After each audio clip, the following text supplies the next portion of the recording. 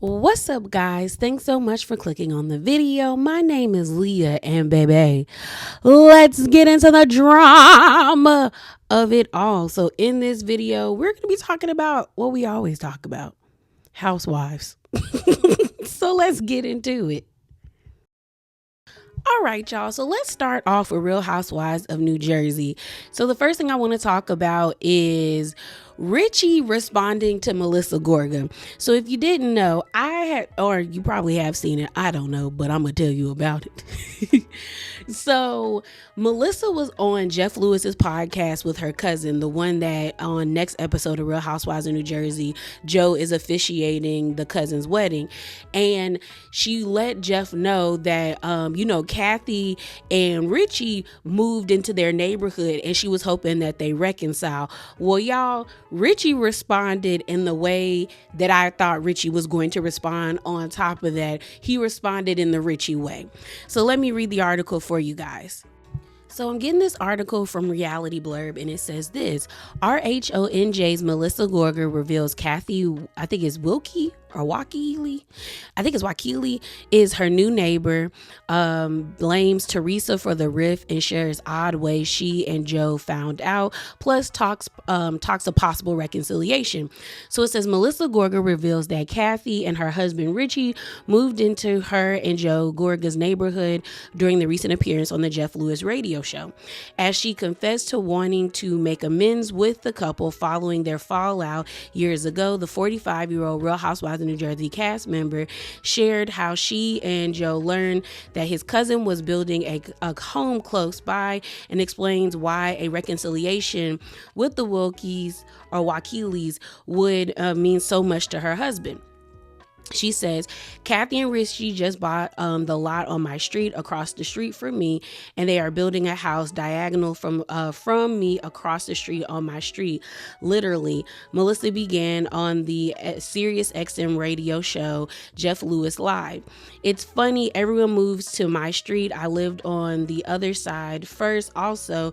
Then, my sister-in-law, Teresa, moved onto the street, and then now I'm on this street, and now Kathy's moving across the street. According to Melissa, Kathy and Richie drove by her all the time because they have to pass her house to get to their house. But as time goes on, she's hoping that the cousins run into each other and can have a productive talk. Kathy is a good person, and I do think that Joe regrets, he did what he did do at that time to back his sister up and do what he had to do. But I really think he enjoyed Kathy, she explained. Kathy was a good cousin to him. She took care of him. He had a great relationship with Rosie. Y'all know that's Kathy's sister. They were like growing up. Those two were extremely close, Joe and Rosie. So I do think it's unfortunate that the family and they are not together anymore. And I mean, look at me. I have my cousin sitting right next to me. At this point, Melissa Cousins pointed out that they miss Kathy. Yes, we all are about, family, and screw the show. This has nothing to do with the show. It's truly about Joe having a cousin that now is going to live across the street from him, she stated.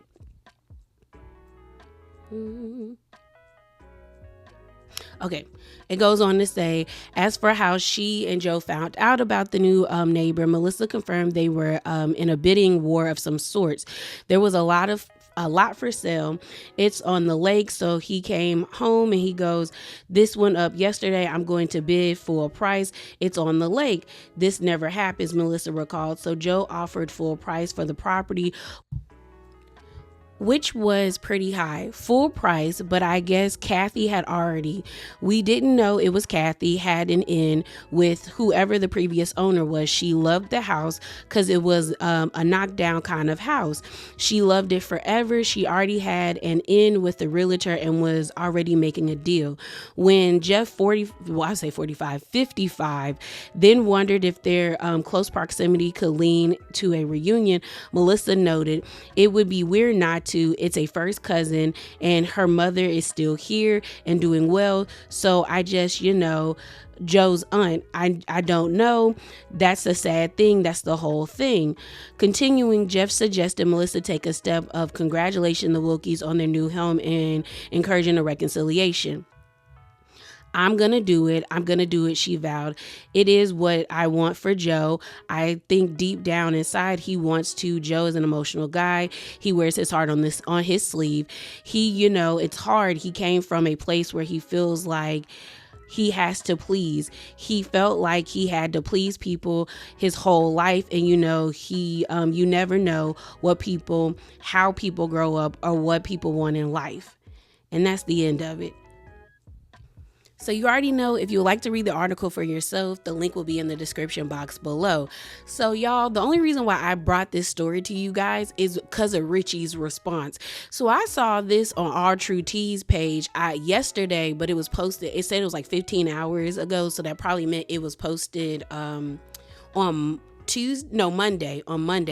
But I cackled. So it's Richie's IG, like his Insta story, and it's a plane saying on the side of it that says "move the F on." And I said, ooh. He said, don't come over here disturbing our peace. He was like, just because we moved in the same neighborhood does not mean we want to reconcile with y'all. And I will give Richie and Kathy and Rosie credit that when they said that they were done with Joe, Melissa, and Teresa, they legit were done. They got kicked off the show and they never came back. They never, you don't see them trying to still be a part of the Bravo universe. And I don't know if that's because they weren't asked or if, they just decided, we don't need this anymore. But I feel like it's not fair for them to like blame other people. Joe's a grown man and you're a grown adult. Like if you didn't want to side with Teresa, you didn't have to side with Teresa. Joe didn't have to side with Teresa. He could have been like, you know what? I love you, sis, but I love my cousins as well. And I think you tripping. And you could have did the same thing. And that's one thing about Melissa that I don't like, because she does the same thing that Teresa and Joe do, where they push blame on everybody else instead of just taking accountability. Like, you played a hand in the deterioration of that relationship. All three of y'all did. And even Kathy and Richie and them and Rosie. And I think it's sad that the cycle never stopped, because Kathy's mom and I think it's the dad, they never reconciled. They stopped talking to each other, and then like their kids ended up stopped talking. It's just sad. It's sad that like they couldn't break that generational curse of like becoming estranged family members. But yeah, I mean, Richie and them is not open, and I don't blame them. Like, I would not want to be caught up in the vortex that is Joe, Melissa, and Teresa. Like, we good over here, and they seem to be good over there. But I just thought it was funny that he posted that, because I was wondering if they were going to respond, and that being his response to me is hilarious. So let's continue talking about New Jersey. Let's talk about Danielle. Now, Danielle is feeling her zhudge. She feeling her puss, okay? She is feeling vindicated, because you do know, if you didn't know, when the whole suspension situation happened between Danielle and Jennifer with the whole fight and altercation, there was a lot of information coming out saying that Danielle was the aggressor. But a lot of people at this point feel like she wasn't. A lot of people were like, you know what? Jennifer put her hands on her first, so it is what it is. So this is what she had to say. She posted this yesterday on her Instagram, and she said this: it's really hard for me to say that I'll miss her at all that much, but as they say on Broadway, the show must go on. At Countess Luann. She says, for a year, we sat back in silence as the lies spread like wildfire, hit after hit, lie after lie, but we held on to our truth and knew our day was coming. The lies are always loud, and the truth is always silent. Silence is powerful. Violence is never the answer. However, in all fairness, I did say the last person you want to mess with is me. Trust me when I tell you Tulum was the tip of the iceberg at Bravo TV. So that was Danielle's statement. I just want Danielle to be quiet. And the reason why I want her to be quiet is I understand that she is justified in how she's feeling. Don't get me wrong. I don't really see it for Danielle, and I like Jennifer. But Jennifer was wrong the moment she put her hands on that lady. Like, y'all could be in each other's spaces arguing back and forth, but the moment you shoved her, it was what it was. But then I also look at Danielle like, girl, you should have been ready for whatever. Like, y'all are having this heated argument. You should have been ready for whatever. And you got shoved and you whopped her. You hit her good. Danielle's reflexes, top tier reflexes. So But the thing about it, and the reason why I want Danielle to be quiet is like, if this is the tip of the iceberg and it gets worse, my thing about it is that like the tides are turning on you, and they're turning very quickly, which is crazy, because it's like, what am I trying to say? What I'm trying to say is that people agree that Danielle had every right to defend herself, but people don't like Danielle's attitude. And now I see some people trying to like rewrite history based off of like them liking Jennifer and not liking Danielle. And I like Jennifer. I don't really care too much for Danielle, but I'm not gonna lie and rewrite history. You know what I'm saying? I feel as though like she needs to be quiet right now, because people are trying to find reasons to rewrite history the same way they're doing with Candace. Because of the fight that happened, now all of a sudden Candace is getting brought back into it. Some person said this: doubt that Jennifer will pull the race card like at Candace Dillard Bassett. And so Candace responded to this person saying, I want you to fly to hell and sit there until the flames burn the stupidity out your brain. And I said, thank you, because I don't get where y'all are not, why this is like a correlation for y'all that's not making sense. The truth of the matter is, when Candace and Monique had their situation, Candace wasn't being aggressive towards Monique. Like, Candace was being playful and joyful, and Monique was the one that touched Candace first when she started touching and playing with that lady's hair. When we have Jennifer and Danielle, they were both being really aggressive with each other. They stepped into each other's spaces. Jennifer took it upon herself to shove that lady, and then she got whacked. Two totally different situations. You have somebody that wasn't being aggressive, being playful, with somebody that was being aggressive, and two people that were being aggressive. It's not the same thing. And leave that pregnant lady alone. So let's talk about Real Housewives of Beverly Hills. So congratulations are in order for Garcelle. Maybe it might be a double congratulations, because it looks like her oldest son, Oliver, is expecting his second child with his new girlfriend, Shantia. I think it's Shantia. They posted a video the other day of them like waiting for a pregnancy test to, show them if she was pregnant or not pregnant. I'm gonna be honest with y'all. I hate when people post them videos or they hand the pregnancy test to like a parent or their husband or their boyfriend or whoever got them pregnant. It's gross to me. Because it's been sitting in pee or you dipped it in pee. I don't want that. Girl, just write me a letter or tell me verbally that you're pregnant. Or show me a picture that you took of it saying that you're pregnant, but don't give it to me. Don't give it to me. But yeah, hopefully they have a healthy pregnancy and she has a healthy birthing experience. So the other thing I want to congratulate Garcelle for is that she finished her beach house. So this was posted by dailymail.com. I'll put it in the links below, but it says this: Garcelle Bouvier, 57, celebrates her new 2.25 million beach home by inviting RHOBH cast members over for a slumber party. And there was a candid picture of Jennifer Tilly, Sutton, and Garcelle sitting outside, all happy. They also got a picture of them having a beach dinner, and it says, hosting my beach dinner. I think they got this off of Garcelle's page, but it's a little nice setup, a nice table on the beach. The place settings look really nice, but congrats, the house actually looks really nice. Like, I am happy that she was able to finish it. You know, a lot of people get on these reality shows and they'll be like, oh, we're building a house. We saw how long it took us to get Chateau Sheree. But Sheree's not the only one that like we see people like be like, oh, we're renovating this. Like, look at Lisa. She waiting on Lenny. I don't even know if Lenny finished building that house for her and the kids. So I'm just glad that we got to see everything. The same way I'm happy that on Real Housewives of Dubai, we got to see Caroline Stansberry's home. But the beach house actually looks really nice. Like, it would be a vibe to have like a party there. So I'm really happy for her.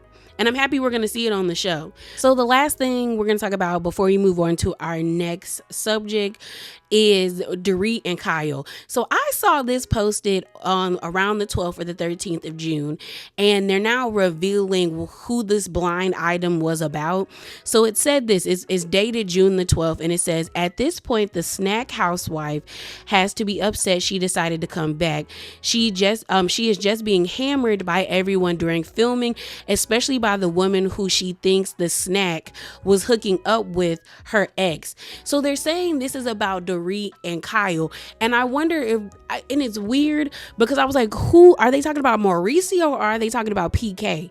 So I was like, this is kind of weird to me. The wording of the blind item is weird. But then I saw this article, and this was posted on Sunday, and it says this, and this is coming from, I think, In Touch Weekly or US Weekly, but I'll post the link below as well. It says Kyle Richards teased dynamic shift in RHOBH season 14. Things are not great with Dorit Kingsley. So it says this: the dynamics have shifted tremendously this year, Kyle 55 told US Weekly, especially while promoting her partnership with Peter Thomas Roth. The Bravo star named Dorit 47 in Sutton Stackhouse, especially when discussing a change in friendship. Kyle thinks she and Dorit should be supporting each other as they both undergo similar situations, but that's not the case. Kyle and Dorit are separated from their husbands, Mauricio Umansky and PK Kingsley, respectively.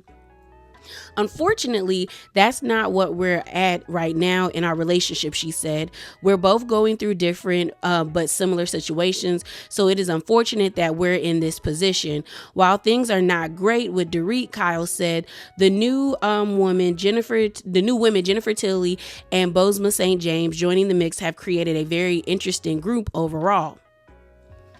We're just sort of starting out, Kyle told US.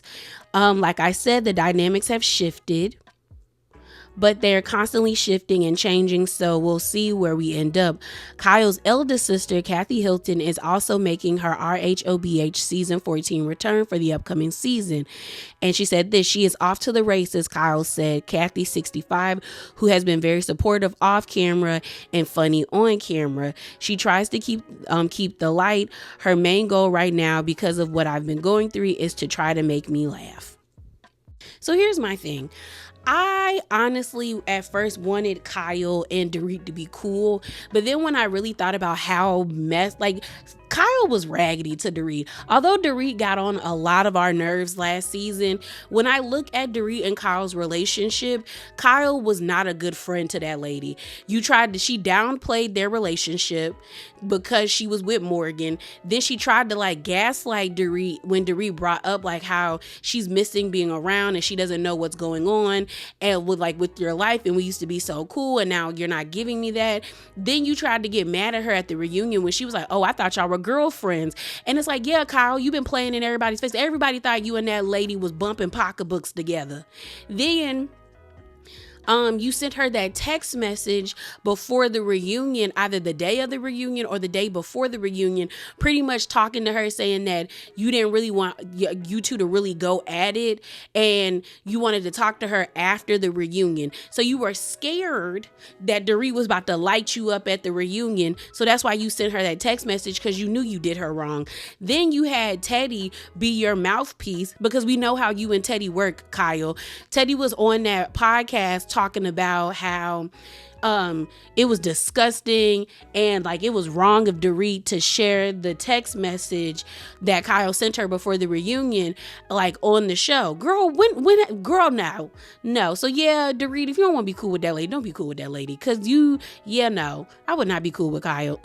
In order for us to be friends, if I was Dorit, Kyle would really have to take accountability and really show me changed behavior, because you played in that lady's face the whole entire season. And then her situation with Sutton.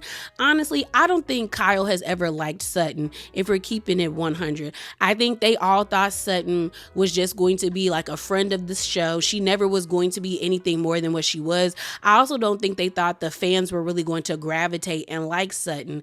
And I think because Sutton doesn't fit the LA Beverly Hills aesthetic, that they really thought she wasn't going to be around a long time. The crazy thing is that Erica Jane and Sutton are the same age. But when you look at Erica and you look at Sutton, those are two totally different, I think they're both 53. Yeah, let me check. Let's see.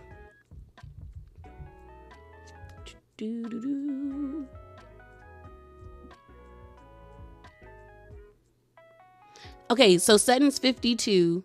Let's see, Erica. Erica Jane. Y'all know her new song is actually kind of good. So Erica's 52. So those are two totally different 52s. you know what I'm saying? So I don't think they ever like looked at Sutton as being any type of competition or a threat, and then she became one when she got on the show. And so I think they tolerate Sutton for when she has the money. Like Sutton has, she getting a fat check every month, and she also has the status. Like she's been on TV, but also I've seen Sutton be like invited to a lot of different fashion houses. Like she's made connections. So I think Kyle tolerates her, but I wonder if Sutton has finally like woken up and realized that lady don't like you like that. So she's moving differently. So y'all, the last thing we're going to talk about is Real Housewives of Potomac. So it looked like Keiarna is suing Deborah. So this came out on June the 22nd. It says Keiarna sues Deborah Williams for assault and battery over RHOP's season 8 fight. So I'm going to briefly read it, but this is coming from TV Deets, and y'all know the link will be down below. But it says this: Keiarna Stewart is suing Deborah Williams for assault and battery over the explosive fight featured on season 8 of Bravo's RHOP. TV Deets can report exclusively. The lawsuit, which was filed in D.C. Superior Court in February of 2024, expands on the altercation with Keiarna, alleging that Deborah had been making inflammatory comments all night about Candace Dillard Bassett's husband, Chris Bassett. According to the complaint, the ill will between the two continued throughout the evening, with Deborah allegedly picking up a heavy glass filled with a beverage and attempting to pour it on Candace's head, with the contents making their way to Keiarna. Keiarna Stewart is also alleging that her now empty glass hit her in the forehead, causing serious lacerations, with the two then engaging in an altercation that was eventually leaked to TV Deets. The video subsequently to TMZ. The fight itself was featured on season 8 of the Bravo hit show. According to the court documents, Keiarna had received several stitches. Now she has a permanent scar and is asking for $10 million in damages for mental and physical anguish associated with the incident. She is also asking the court for a jury trial. Deborah, for her part, has not pleaded guilty and is denying all allegations made in this complaint. While Deborah Williams, who is introduced on Real Housewives of Potomac viewers as Ashley Darby's friend, she will not be featured on RHOP season 9. Keiarna Stewart is returning as an official friend of the Housewives. This lawsuit drama is expected to play out on the Bravo show when it returns later this year. So this is my thing. Y'all know the link to that article will be in the description box below. Deborah is such a dummy, and I hope Keiarna takes all that weird eyebrowed lady's money. And the reason why I say that is because Deborah is a thirst bucket, and she allowed herself to be used as a pawn by big foreheaded Ashley Darby, and Ashley is not going to come and save her. The fact that I just saw a post by Jay's reality blog that they are actually about to do the cast photo, and it's like, that's where Deborah wanted to be. And I laughed at it because on top of the collage that Jay's reality blog posted, one of the newest friends of the show, Jazzy, is on top of she's on top of what's her name? She's above Ashley's photo. And I was like, that's where Deborah wanted to be. You did all of this because you wanted to be a part of this show, which there's nothing wrong with wanting to be a part of reality TV or wanting to be a part of Real Housewives or anything like that. But don't be a desperado. And that is what Deborah was. Like last season, we only saw Deborah maybe 4 times, and she had hashtag RHOP in her bio. You were never officially a friend of. It would be totally different if Deborah was filming cameos like Keiarna did, or like Jennifer Fessler or Jackie does on Real Housewives of New Jersey. But we never got a cameo of you, Deborah. So you were already doing too much and showing how much you wanted to be a part of this. And then for it to blow up in your face like this is sweet, sweet, sweet, sweet consequences of your actions. That's what it is, because you came on this show wanting to have an issue with Candace. Your first appearance on this show with Ashley was you asking Ashley if her and Candace are cool. Then we have Ashley telling us that you told heard that Chris was ogling her at the Spring is Sprung party, and they showed us Chris wasn't paying you no mind. Chris didn't even think of you in that way. Then you had something to say about Eddie, calling him Happy Eddie, and they spin that to a cannabis business while you were sitting down with Giselle, making yourself look crazy then. And then we have you meeting, trying to have this conversation with Candace at like the little cabaret event that Karen was throwing. And Candace gave very much, girl, I don't want to talk to you. And you were desperate to speak to her. Like, Candace, do you want to have a conversation? And Candace was like, no, I'm good. And you should have left it at that. Like, it was clear as day you wanted to be a part of this. Then you came to that party, came to that lame fashion show to have an issue. Mia even said that you wanted to have an issue where you got up in her face being like, oh, so I'm a 4, Mia? I'm a 4? And Mia should have said, yes, girl, you're a hard 4. I was being nice giving you a 4. You were all up in Wendy's face. Like, you wanted to be seen. You wanted to be seen. You were a coward because you poured that drink on Candace's back when she wasn't paying attention to you. Then when Keiarna shoved your arm away because you got some of that on her, you whacked her in the face with a glass mug, and then y'all got to tussling. I really hope Keiarna decides to sue that girl in the lime green outfit for yanking the back of her head while she was fighting and her falling onto the ground. And then, Deborah, you're dumb because you implicated yourself in the worst way by posting that picture of Keiarna's press-on nail that you were swearing was like something she got done at the nail salon. You posted that picture saying, you left your nail in my real ponytail that you unsuccessfully could not rip out. Link me if you want it back. Now let them leak the whole video because that floor work was something, wasn't it special, okay? P.S. Did you enjoy your ambulance ride? Ouch. Punch me in my face first. No, ma'am. Girl, when it's clear the girl shoved you and then you whacked her in the face after you initiated the altercation by pouring a drink on somebody. In a lot of states, that's already considered assault. Dummy. Then you decide to post that video of you with, what's that song? The song with Cardi B where she talks about like bloody shoes. You had that in the background while you playing with your hair, doing that whole like my face is okay. So you incriminated yourself because you're stupid. You're stupid. Now, do I think Keiarna gonna get $10 million? No, but she gonna get something. I believe she probably gonna get something. And even if she doesn't get anything, Deborah gonna have to get a lawyer if they don't throw this case out. And I really don't think they are because Deborah is not protected by that contract. By that Bravo contract.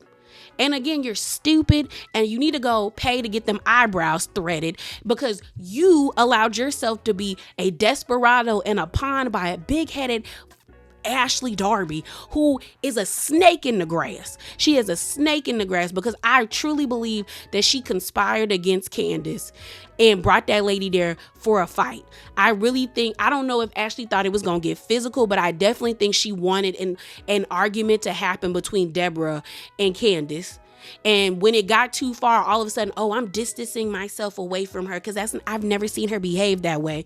Okay, Ashley. So yeah, y'all, that is it. That is all. Remember to be bravely authentic and definitely hop down in them comments below. Please share your thoughts with me with everything that I've discussed. You know, Real Housewives of Beverly Hills, Real Housewives of New Jersey, and Real Housewives of Potomac. And I'm out, y'all. Deuces.